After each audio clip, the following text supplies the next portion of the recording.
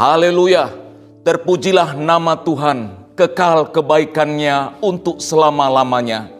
Senang dapat menyapa Anda lagi melalui program Sabda Menyejukkan pada minggu ini. Dengan sebuah keyakinan bahwa ketika Anda mendengarkan firman Tuhan ini, maka Anda semua dalam keadaan baik-baik saja. Dan memiliki keyakinan bahwa pemeliharaan Tuhan tetap menjadi bagian dalam kehidupan kita.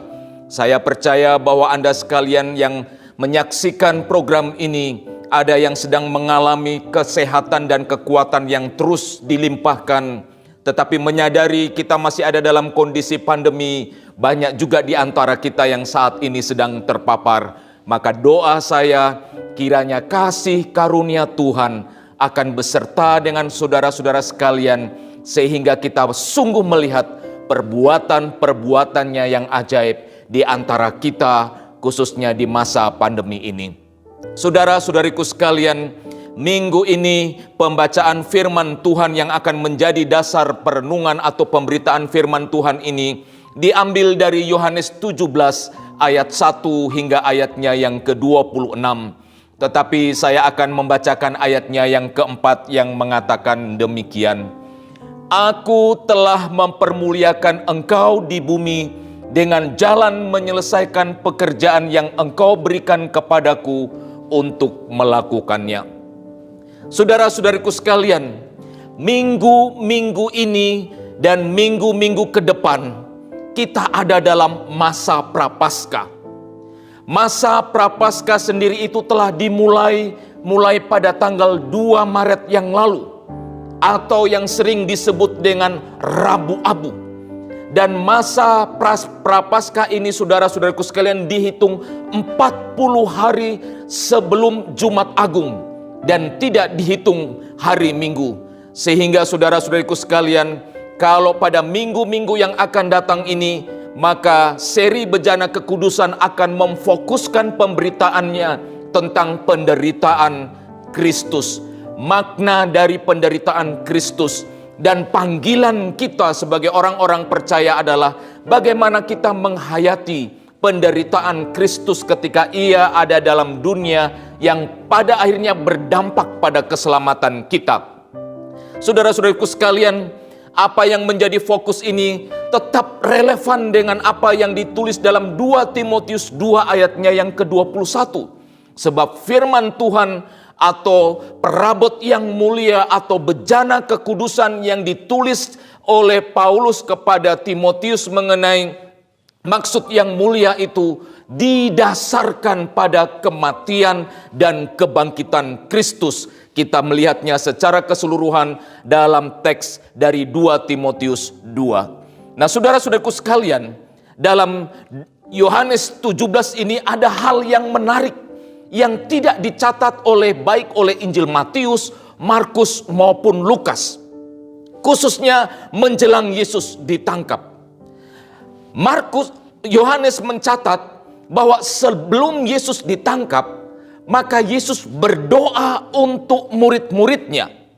Dalam teks Yohanes 17 ini, Yesus berbicara tentang kemuliaan Bapa. Sebelum Ia berdoa untuk murid-muridnya, maka Ia menyatakan tentang kemuliaan Bapa yang ada di dalam dirinya, dan Dia telah mempermuliakan Bapa. Lalu yang menarik, saudara-saudaraku sekalian, hubungannya antara Bapa dan Anak, di mana kemuliaan Bapa telah dinyatakan melalui kehidupan anaknya yang tunggal, yaitu Yesus Kristus. Tetapi juga ada kaitannya dengan gereja, yaitu orang-orang percaya. Orang-orang percaya juga pada akhirnya mempermuliakan Kristus. Saudara-saudariku sekalian, kalau kita berbicara tentang kemuliaan dalam Injil Yohanes ini, maka sesungguhnya ini berbicara tentang kemuliaan di dalam penderitaan. Sekali lagi, kalau kita berbicara tentang kemuliaan dalam Injil Yohanes ini, maka ini berbicara tentang kemuliaan dalam penderitaan. Saudara-saudariku sekalian, Injil Yohanes memang selalu mengungkapkan hal-hal yang ajaib yang menjadi tanda-tanda dari kemuliaan Allah di dalam Kristus. Misalnya saja saudara-saudaraku sekalian, ada 7 tanda ajaib yang Yesus lakukan yang menyatakan kemuliaan Kristus yang dicatat dalam Injil Yohanes. Salah satunya adalah mengubah air menjadi anggur. Tetapi kita coba melihat saudara-saudaraku sekalian, bahwa kemuliaan yang dimaksudkan oleh Yohanes ini agak sedikit berbeda dengan apa yang disampaikan dalam Perjanjian Lama.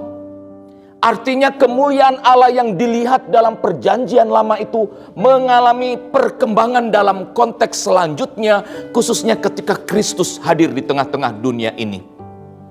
Kalau kita berbicara tentang kemuliaan di Perjanjian Lama, maka kita berbicara tentang Allah yang absolut, kemahakuasaannya yang tak terbantahkan, sehingga siapapun yang akan mendekat kemuliaan Allah itu, maka dia akan mati.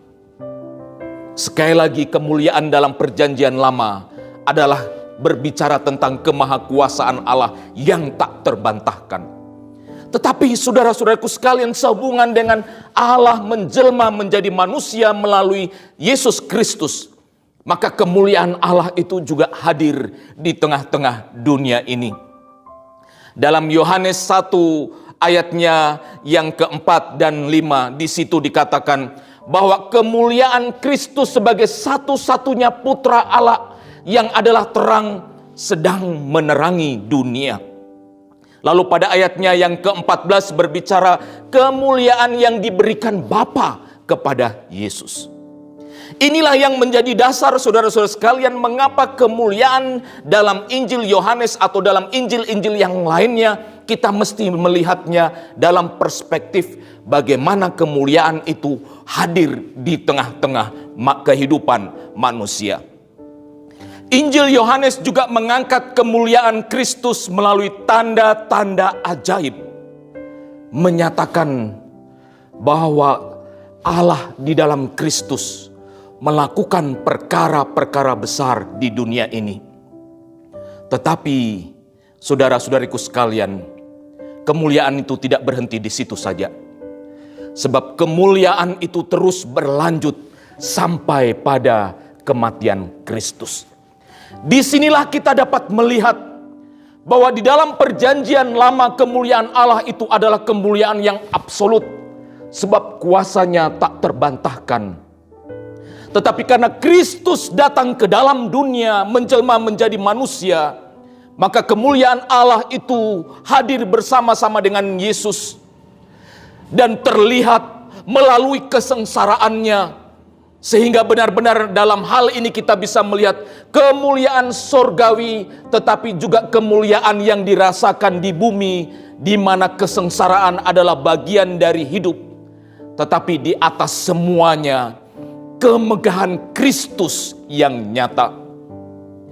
Saudara-saudariku sekalian, waktu Yesus berbicara, "Aku telah mempermuliakan engkau di bumi dengan jalan menyelesaikan pekerjaan yang engkau berikan kepadaku untuk melakukannya." Yesus sedang berbicara bukan masalah mujizat, bukan pekerjaan-pekerjaan yang mengundang kekaguman dari banyak orang, bukan pula kehebatannya berdiskusi dengan para imam dan ahli-ahli Taurat di bait Allah. Bukan juga semata-mata menerima laporan ketika ia mengutus murid-muridnya dan murid-muridnya kembali dan melaporkan bahwa sesungguhnya setan-setan pun tunduk kepada mereka. Bukan masalah itu. Tetapi Yesus sedang menunjuk pada suatu karya yang besar yang ia akan kerjakan, yang ia harus capai. Dan inilah tujuannya ia datang ke dunia, yaitu mati di atas kayu salib dan terhitung di antara penjahat. Sangat memprihatinkan bukan, bila orang yang tak bersalah harus dihukum, apalagi hukuman yang harus ia jalani tidak setimpal dengan kondisi hidupnya. Seorang yang suci, seorang yang mulia harus mengalami penderitaan, sementara penjahat menerima pembebasan demi sebuah gengsi, yaitu kekuasaan. Tetapi tahukah kita, apa yang Yesus kerjakan adalah sebuah karya yang menunjukkan kemuliaannya dan kemuliaan Bapa. Karya itu adalah memberikan hidup untuk mati, dan kematiannya memberi hidup. Kematian yang memberi hidup bukan hanya untuk dirinya sendiri atau kelompok tertentu, tetapi kehidupan untuk semua orang, yaitu mereka yang mau datang dan percaya kepada Kristus.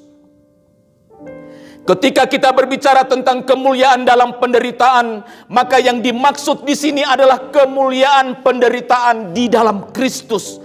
Sebab tidak ada kemuliaan dalam penderitaan di luar Kristus. Mengapa demikian, saudara-saudariku sekalian? Sebab penderitaan yang dialami oleh Kristus adalah untuk suatu tujuan yang mulia, yaitu menggenapi janji Allah bahwa manusia dapat diselamatkan hanya melalui penumpahan darah anak domba, dan anak domba itu adalah Yesus Kristus. Ketika Yesus harus mengalami penderitaan dan kematian, sesungguhnya penderitaan dan kematian yang ia alami bukan sekedar penderitaan yang langsung mengalami kematian, tetapi penderitaan demi penderitaan yang benar-benar menyiksa dirinya. Sakit demi kesakitan yang benar-benar menyayat tubuhnya. Bahkan malu karena dicemooh dan diolok-olokkan. Sehingga penderitaan yang ia alami pada saat itu adalah penderitaan yang benar-benar menyentuh hidupnya secara menyeluruh. Karena Kristus tidak langsung mati. Berbeda dengan mereka yang menderita dan langsung mengalami kematian. Tetapi Kristus tidak demikian. Tetapi saudara-saudariku sekalian, apa yang dapat kita pelajari melalui peristiwa kesengsaraan Kristus ini? Kesetiaan dalam menghadapi penderitaan tanpa sedikit pun menyangkal Bapa menunjukkan bahwa di dalam penderitaan itu ada kebenaran yang kita hidupi, dan olehnya kita sedang mempermuliakan Bapa. Kesetiaan dalam menghadapi penderitaan tanpa sedikit pun menyangkal Bapa menunjukkan bahwa di dalam penderitaan ini ada kebenaran yang kita hidupi, dan olehnya kita sedang mempermuliakan Bapa yang memanggil kita menjadi anak-anaknya. Saudara-saudariku sekalian, kehidupan di dunia ini tidak lepas dari penderitaan. Sebab kita hidup di dalam dunia yang sudah dicemari oleh dosa. Penderitaan itu bisa saja menimpa manusia melalui sakit penyakit, ataupun kecelakaan, atau oleh karena peperangan yang saat ini sedang terjadi di beberapa belahan dunia, atau tekanan-tekanan yang lain. Saudara-saudaraku sekalian, kalau saat ini kita sedang diperhadapkan oleh pandemi COVID-19, sesungguhnya ini adalah konsekuensi hidup di dunia yang sudah dicemari oleh dosa. Banyak orang mengatakan bahwa pandemi ini adalah merupakan bagian dari hukuman atas manusia. Tetapi saya ingin mengatakan kepada kita semua bahwa pandemi yang saat ini sedang diperhadapkan kepada kita adalah sebuah konsekuensi manusia hidup di dunia yang sudah dicemari oleh dosa. Tetapi di dalamnya ada pekerjaan-pekerjaan Allah yang harus dinyatakan, khususnya melalui kehidupan gerejanya atau kehidupan orang-orang percaya. Bagaimanakah pekerjaan Allah itu harus dinyatakan? Saudara-saudariku sekalian, saya ingin memberikan contoh kasus penderitaan yang sama yang saat ini mirip-mirip sedang dihadapi oleh dunia ketika flu Spanyol atau pandemi flu Spanyol telah melanda dunia pada tahun 1918 hingga 1920. ada sekitar kurang lebih 50 juta orang meninggal oleh karena pandemi yang mematikan ini. Tetapi tahukah kita, sejarah mengatakan justru banyak para prajurit bala keselamatan ada di garis depan menolong mereka yang sedang mengalami pandemi flu Spanyol pada saat itu. Dan saat ini, jika kita melihat kondisi yang sedang terjadi, bukankah kita melihat ada begitu banyak anak Tuhan, gereja sedang melayani umat yang menderita. Dan lebih dari itu, saudara-saudaraku sekalian, dari keganasan pandemi yang sedang diperhadapkan kepada kita, kita selalu takjub akan perbuatan Allah. Dan kita sungguh akan mengatakan bahwa kehidupan kita bergantung sepenuhnya kepada Dia. Dalam konteks yang lebih kecil, bukankah kita sering diperhadapkan dengan hal-hal yang tidak menguntungkan karena iman yang kita miliki? Walau tidak diuntungkan, kita tetap setia menjalani hidup, sebab kita tahu bahwa tujuan hidup ini bukan hanya untuk hal-hal yang menguntungkan. Kalau kita memiliki tujuan hidup untuk hal-hal yang menguntungkan, maka apa bedanya kita dengan orang-orang pada umumnya? Jika kita hanya mencari tujuan sebuah keuntungan, maka saudara-saudaraku sekalian, semua orang melakukannya. Tapi tujuan kita adalah mencapai kemuliaan surgawi di kekekalan hidup. Tetapi kita harus jalani dengan sikap hidup yang tunduk sepenuhnya kepada Dia saat kita masih ada hidup di dunia ini. Sekali lagi, tujuan kita adalah kemuliaan surgawi. Tetapi untuk mencapai kemuliaan surgawi di kekekalan hidup itu, kita harus mulai dengan sikap tunduk sepenuhnya kepada Dia yang menciptakan kita saat kita hidup di dunia ini.